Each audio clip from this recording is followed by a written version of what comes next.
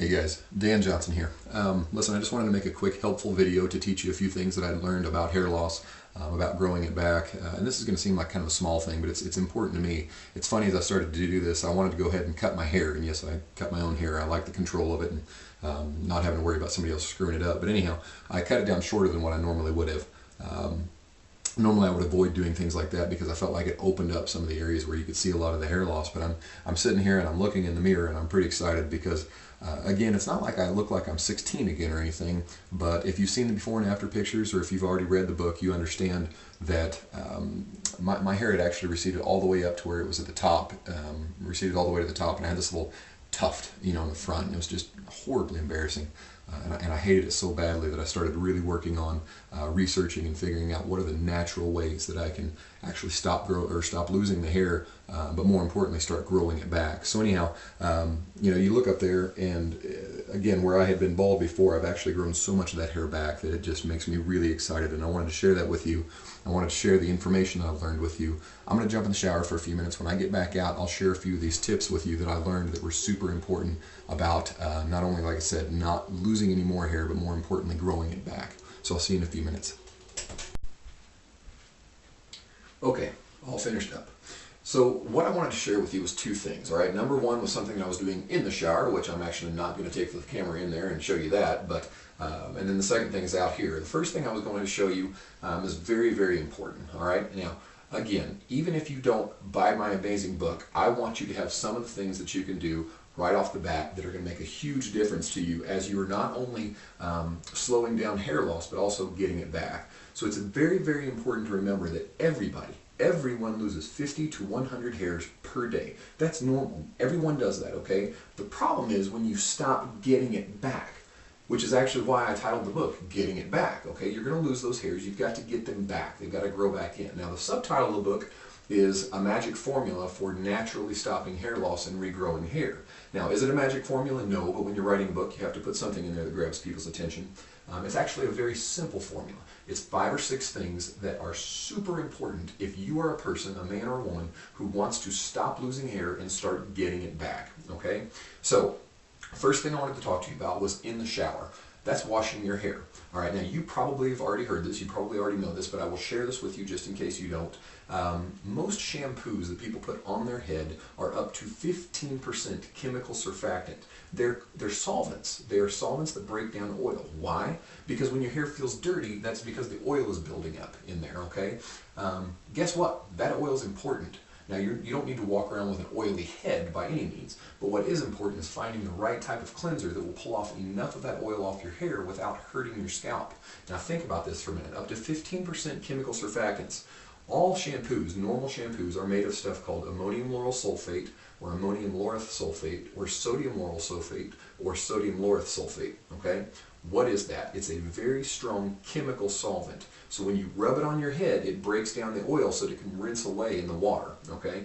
By the way, that's also the same type of chemicals that they use to clean industrial grease off of like shop floors and things like that. I mean, it's a very harsh chemical, and your beautiful little hair follicles don't like it, okay? That chemical gets in there and burns them, and when the hair falls out naturally, it's going to grow back in finer and finer and finer until it just stops growing back in altogether, okay? So you got to stop using that stuff. What do you do instead? You've got to find a cleanser that will get your hair feeling clean, get your scalp clean without hurting hair follicles. I use facial cleanser, as a matter of fact.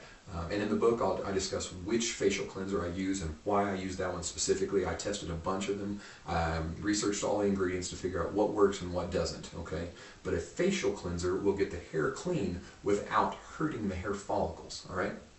And that's tip number 1. Tip number 2 today. The stuff that you put on your hair to style it mostly holds the hair together, okay? That means it needs to be sticky. All right, so how much sticky stuff can you put on your head before you start to clog up hair follicles?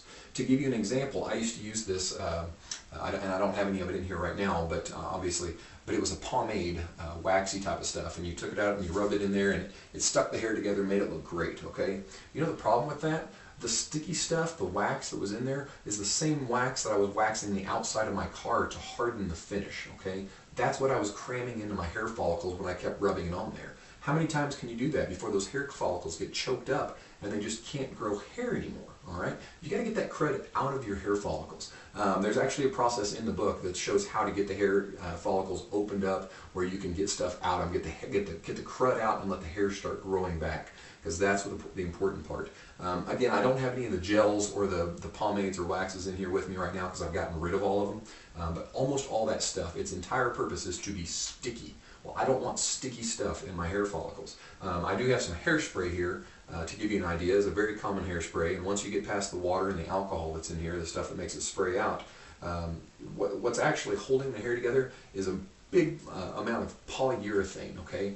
A large amount of polyurethane that you spray directly on your head, onto your hair to hold the hair together, but that's also the stuff that they spray on the outside of furniture to make it nice and shiny and glossy and hard. I don't want that on my hair follicles, okay? Don't spray that on your head. Here's another one, same kind of a thing. This is another very common brand here. This one, if you get past the water and the alcohol, you are looking at acrylic polymers. Acrylic polymers is what you're spraying on your head to actually hold the hair together, all right? People get acrylic nails, women get acrylic nails, and it's a very hard, sticky substance, and it dries to this hard surface to make their nails nice and solid looking. Okay, don't put that on your head, all right? If you're a person who's concerned about losing hair or growing it back, don't spray things like that onto your hair follicles. You will clog them up, and it's hard to get them unclogged. It's hard to let the hair grow back out, and it takes some time. But if you'll look, all this hair now has grown back up here on top where I'd lost that. That's important to me, okay? So I quit spraying that stuff. What did I start using? I started using this.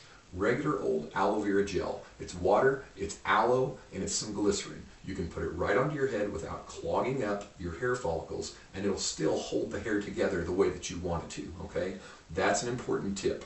Again, these are small things that are very important, and if you'll do them, you can actually begin to get your hair back. And I will give you these tips for free because I understand how embarrassing it is to look in the mirror and know that when people see you, they're seeing a balding head. I hate that feeling, and I know you hate that feeling. I want you to have happy feelings about your hair. So I will give you these tips. If you'd like the rest of the tips, please go ahead and buy the book. The next video that I think I'm going to make is about a process that I went through where I actually decreased the amount of hair that I was losing by 33%. Okay? And that's actually, I counted the hairs as they were coming out, so I know that it decreased my hair loss by 33%. The next video that I'll make will include that. It will also include a topic on research that they've done with a very particular vitamin that is shown to regrow hair by 50%. Okay? You can actually count the hairs on your head and see them growing back. So if you want to wait for that video, that's fine. I'll give you that information. If you do not want to wait for that video, go ahead and buy this book. It's a short book. It's only about 38 pages. It's very simple and to the point. Do these things. Don't do these things. When you do the right things, your hair grows back, okay? I'm excited for you. I want you to buy the book. I want you to read it.